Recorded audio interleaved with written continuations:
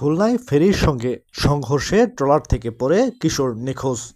বিস্তারিত জানাচ্ছিলেন Mohammad Shamim Hossain, staff reporter Khulna থেকে। খুলনায় ফেরি ও ট্রলারের মুখোমুখি সংঘর্ষে ট্রলার থেকে পড়ে আকাশ নামের এক কিশোর নিখোঁজ হয়েছেন। বৃহস্পতিবার রাত আনুমানিক 10:30টার দিকে জেলখানা ও সেনের বাজার ঘাটের মধ্যবর্তী স্থানে এই দুর্ঘটনা ঘটে। নিখোঁজ আকাশ রূপসা উপজেলার আইশকাতি ইউনিয়নের সাহাপাড়া গ্রামের বাসিন্দা দিলীপ সরকারের ছেলে। নিখোঁজ তরুণকে উদ্ধার অভিযানে খুলনা সদর নৌপুলিশ, রূপসা নৌপুলিশ, ফায়ার সার্ভিস সহ নৌবাহিনীর ডুবুরিরা অংশ নিয়েছেন। নৌপুলিশ সূত্রে জানা যায়, রাত 10:15টার দিকে একটি যাত্রীবাহী ট্রলার জেলখানা ঘাট থেকে সেনের বাজারের দিকে যাচ্ছিল। নদীর মাঝপথে ফেরির সঙ্গে ট্রলারের মুখোমুখি সংঘর্ষ হয়। এই ঘটনায় ট্রলার থেকে 2 জন নদীতে পড়ে যান।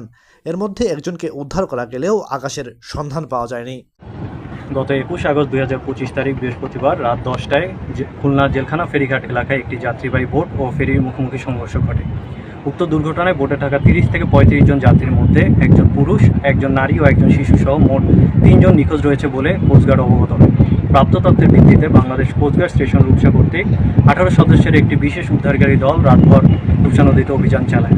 তবে রাতের অন্ধকার ও প্রবল স্রোতের কারণে নিখোঁজদের উদ্ধার করা সম্ভব হয়নি। পরবর্তীতে আজ 22 আগস্ট শুক্রবার সকাল 7টায় কোস্টগার্ড উদ্ধারকারী দল পুনরায় উদ্ধার অভিযান শুরু করে। বাংলাদেশ কোস্টগার্ড নিখোঁজ যাত্রীদের উদ্ধার নিরলস প্রচেষ্টা চালিয়ে যাচ্ছে।